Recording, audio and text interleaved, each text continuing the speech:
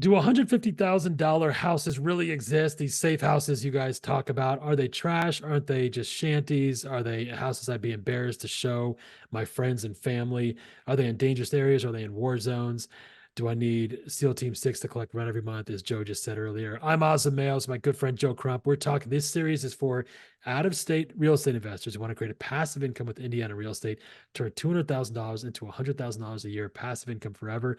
Takes 10 to 15 years. That's the bad news. You're not going to make any money in the meantime. The good news is you don't have to do anything. You don't have to leave your house. So, Joe, you want to go first with our $150,000 houses?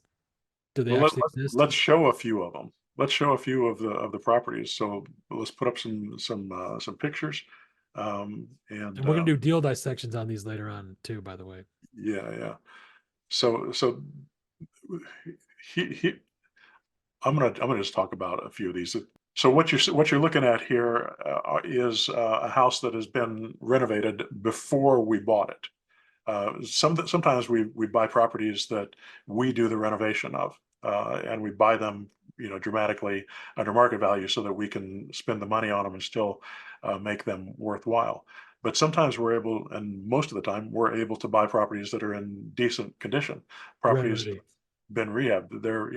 They're turnkey. They're ready to go, and we actually, when we make offers on them, we actually do inspections, and when there's problems with the inspection, we ask the seller to fix those problems before we close the deal. So we get most of the stuff taken care of. Now we always know that we walk into it, maybe it needs a refrigerator or a stove, or well, maybe it needs some paint in a room somewhere. So there may be some expenses, but pretty much they're taken care of. And if you take a look at these properties where a lot of these have floor covering that is the vinyl, very durable vinyl covering, where they've got kitchens that have been rehabbed. They've got new paint on the walls. The exteriors are taken care of. A lot of the roofs are fairly new. Furnaces fairly new. Mechanicals fairly new. Everything's functioning. Everything has gone through a full blown home inspection, so that we know that, yeah, this isn't going to be a problem property that we deal with. So all those things, that's what we get for $150,000 in Indianapolis. Let's let's compare that to, if you buy a property in Pasadena or Santa Monica, California. You're lucky to find a home for 1.5 million with 1,200 square feet in those areas. So Yeah. for $150,000, you get 1,200 square feet or 1,400 square feet. In Santa Monica, Pasadena, for 10 times as much, you get the same size house, but maybe not in as good a condition. And I have a good friend recently that just bought a house exactly like this, very close to Pasadena, at this price range, with this actually 1,000 square feet, not 1,200 square feet, and it was in terrible condition. She had to have a new roof put on. She had to have the whole thing repainted. The kitchen was old and worn out, so they had to go in and do a major rehab that cost them another $50,000 on top of the purchase price that they've got. What So was the purchase price? like 1,400,000. 1 million for, yeah. 1 million Yeah, for rehab. Think about that. Yeah. yeah. And A and fixer upper. and of course, she's planning on living on the property, but Yeah. it's it's still. I think in one of the deal dissections we're going to be talking a little bit about comparing, doing investment properties and high end property in areas and low end areas, because it makes a big difference. If Yeah. What about the rent? Yeah, it, when you have so if that price range is sort of your framework for buying properties, the high end market like that, and for understanding real estate, then buying that same house in Indianapolis for 10% of that cost, Yeah. is really hard to get your head around. I mean, The down payment. Yeah. yeah, I mean the price is 10 times more in LA, but the rent is usually only 3 times more. The rent to income ratio is dramatically different. So I mean, look at the historic appreciation and volatility of LA. I mean, LA sometimes appreciates like at 20% a year, which is pretty cool, but it's also prone to dramatic price drops, as much as 30 to 60%. In 2008, it dropped 60% in value, and that took like 5 years for it to recover. Indianapolis has appreciated at about 10% a year, every year for the past 30 years on average. And in the worst market, values never dropped more than 10 or 15% on average. And then those came back within a couple of years. And the rents during that time stayed stable. And since the rents were, the rent to price ratio was so much better, those rents were able to pay mortgages, they're able to bring us the income. The beauty of the cheaper house is the rents will cover the mortgage even in bad times. The high-end market rents will never cover the mortgage, even when the market's really red hot and rising like crazy. Back in 2006, 2007, uh, I had friends who were buying condominiums down in South Florida, for $400,000. And I asked them, well, how much will that rent for? And they said, well, about $1,200 a month. And I said, well, what's the mortgage on this property? He says, well, we're putting 20% down. So we're putting $80,000 down and we're going to get a $320,000 loan. And that's going to cost us, $2,700 a month. So you're going to have a $1,500 a month negative cash flow on that property. So yeah, but we're not going to keep it. We're going to just turn around and flip it. We're going to sell it.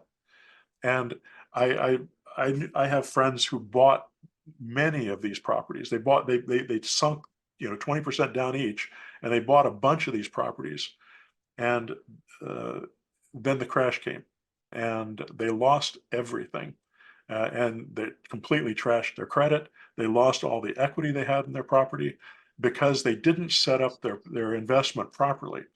At the same time, we were buying properties in Texas and South Carolina and Indianapolis, and Yeah. and all of those places allowed Vegas. us. Yeah, they had the rent to price ratios that allowed us to be able to make the mortgage payments even in the tough times. So, I mean, and you can decide whether you want to buy a trashed house or not. I mean, both of them can make you money. I mean, but I kind of prefer to buy the newly rehabbed houses because they're just so easy. You just step into them and you put a tenant in as soon as you close the deal. I mean, we can do inspections. We ask the seller to take care of as many of the problems, before we close. So you don't have to buy a trashed house to make money as a real estate investor, even though that may make sense sometimes. And we'll talk about wholesale and rehab deals in upcoming videos. There is a place for them, but they're by Yeah. no means passive investments. They take a lot of work. They take skill. They take time. They take a much higher level of risk. You if you're going to do them, start small and grow, or invest with someone who knows what they're doing, partner with somebody who knows what they're doing, and protect yourself by securing that investment, against the property. So it's not only working with somebody you trust, but also having your investment secured by the property itself, so that if everything goes south, at least the property is still there and has value. The other thing is, Yeah. dangerous areas. Are the areas dangerous? We've have a very experienced property manager. There are areas where she doesn't feel safe to go and work. We don't buy in those areas. And now I'm not saying she doesn't have guts. I mean, she does. She has lots of guts and tons of experience. Mhm. And if her radar is up, we listen. Again, real estate is a local business. Work with someone locally who has experience and knows the area, and make sure you work with someone who has really great incomes or really great outcomes, income too, really great outcomes, and a history of profits. That's going to make. Freudian slip there. What's that? Said Freudian slip there. Yeah, I think that is the bottom line, isn't it? Yeah. Yeah. Okay. That was the, I think what you're saying about the areas is important too. And just, because people hear $150,000 house, they're just like, oh my gosh, that's got to be a shack. And then when they hear that there's like 100,000 and $50,000 houses, they're like, wait a second, that can't be real. Because a down payment on a rehab, like you said, a fixer upper is like, $300,000 just to get approved for that to just to get a fixer upper, in some of these areas. So that is also why people are also good marks and they're good suckers, because people are selling them deals. I'll get to that in my answer in a second. So that covers it for your answer, Joe. Yeah, yeah, you think that you can't lose anything. If you buy a $25,000 house, how could you possibly lose? Right. Yeah. You know, Yeah. there's so many Yeah. ways. There's so many ways. No, Yeah. no need to piss your money away. Uh, Make sure that if you're going to do an active investment, you know that you're going to be involved. If you're going to do a passive investment, work with someone who knows what they're doing. And I Yeah. would argue that if you're going to do an active investment and you don't have the experience yourself, then partner with somebody who has experience and get them to work with you. Find a way to make it work with them. Yeah. Yeah, I would say you have to get when we're talking about if you're going to be passive, if you're going to build your team, you have to use the things we talk about to evaluate the team. We're giving you the best tools, the best measure, the best standard to evaluate a team to evaluate a team with, and to evaluate this is how to evaluate a team, and stick by these standards, these questions, and you'll pick a good team, a good management team. I have a few things to cover here. Before I do, first of all, Oz of Mail, Joe Crump, why should you listen to us? Collectively have 50 years experience in Midwest real estate and real estate across the country and around the world. Really, on our team, we have over 100 years experience. None of that means anything. The number one reason you should listen to us is because of the outcomes we've created. People go from 0 to 10, 20, 30, 40, 50, 100 grand a month and beyond. We have thousands of success stories in over 15 countries, and nobody else has any of the success, anywhere near the success stories that we have, the outcomes that we produce. That's the most important thing. We produce these outcomes. So you want to, this program is about doing the GRS, the Get Rich Slow program, turn 200K into 100K a year passive income forever. It takes 10 to 15 years. That's the bad news. You won't make any money in the meantime. The good news is you don't have to do anything. You don't have to leave your house. So that's why you should listen to us. So my notes here on the 150K houses, do they really exist? Because a question you could have, many people do have, is they see these $40,000 houses and $50,000 houses, and a lot of turnkey people are selling these kinds of houses. Why should you stay away from those? First of all, if you use Zillow, just type in Indiana State Fairgrounds. It's right around 38th and Keystone, Binford and Keystone. Look up the Indiana State Fairgrounds. I made this place famous, at least within our people, because these are areas that you'll find $40,000 houses in. You'll find $50,000, $150,000 houses in that. You'll find them all together right there. And we're going to talk more about this when we talk about the 1% houses. These are not bad areas. These are not war zones, as you'll see in that area. You should get comfortable knowledge with areas like this. Indianapolis is one of the only markets in the country where you have 1% houses. And it's one of the only markets in the country where we have 2% houses. We're going to talk more about this in our 2% class and 1% class, but you can buy houses for 50,000. The problem is that you've got to find the perfect Goldilocks zone of where is there going to be enough equity and enough rent? Because if the rent's below $1,000 a month, a lot of managers won't look into it because it's just not enough money. It's a certain quality of tenant. And also, although it might be a good area, like we're talking about here with the State Fairgrounds, they want you to have, if you go into a borderline area, they want you to have one of the better houses in that area, or at least a house that's going to benefit from we want areas that are on the up and up, that are coming up. And so that's why we pick $150,000 houses, and not because, believe it or not, there are houses cheaper than that. For some people, that's hard to imagine. But we don't go much lower than 100K. Even if the ROI looks good. And we're going to cover that more in our 1% class. So why do we love $150,000 houses so much? We like 1% houses that net 8%. Now, if you think about a 1% house every month, that's 12% a year. 8% is very conservative. Remember, 8% is only 66%. That's 2/3 of the 12%. There's a lot of the normal is going to be 75 to 80%. So we're being super conservative, but all we need is our 8% to net. We need a net 8%, and all of our numbers work out to make 10, 20, 30 grand a month passive forever. We use very conservative numbers and conditions to create our forever fund. So we want to find the perfect combination, like I said, of very low risk, the lowest possible risk with the highest possible ROI, the 1%. So the key is a Goldilocks zone, good ROI, not danger zones. To do this correctly, you need to find houses that are in the areas that are on the up. Then you want to get a 3 to 5x boost as the area grows. So remember, Joe said 10% on average, but a lot of our houses have doubled in value much quicker than that. because we buy in these certain, we use our safe house algorithm and buy right in these perfect areas. You want to find the first 150K houses. So if you look at that Indiana State Fairgrounds, there's houses there that are like 40,000. Now there's houses that are 90,000 that were 40, 50,000. They're going to be the first $150,000 houses in that area.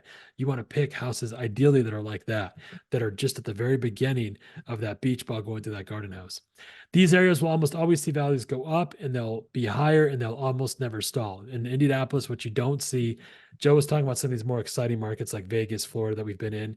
And a lot of those people make a lot of money, and you can make, you can double, triple your money. And areas like California, you can buy a house in California for 1.5 million, do nothing, just wait 6 months, sell it for 2 million. That's not going to happen anywhere in the Midwest, where you don't do anything to a property and, sell it for 500K profit in a matter of months. But on the other side, what you do have is stability, which is really important, predictability. We know that the prices are going to go up steadily, and they pretty much never stall.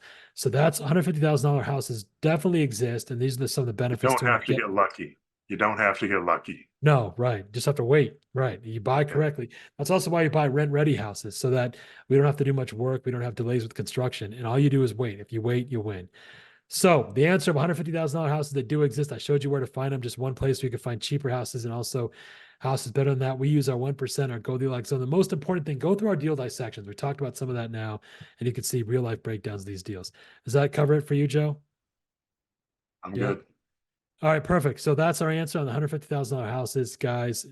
Make sure you do your research on these. These are very profitable, and these will be just money. It's just money forever. Just hits your account every month. All right. We'll see you next time. Thanks so much. Thanks.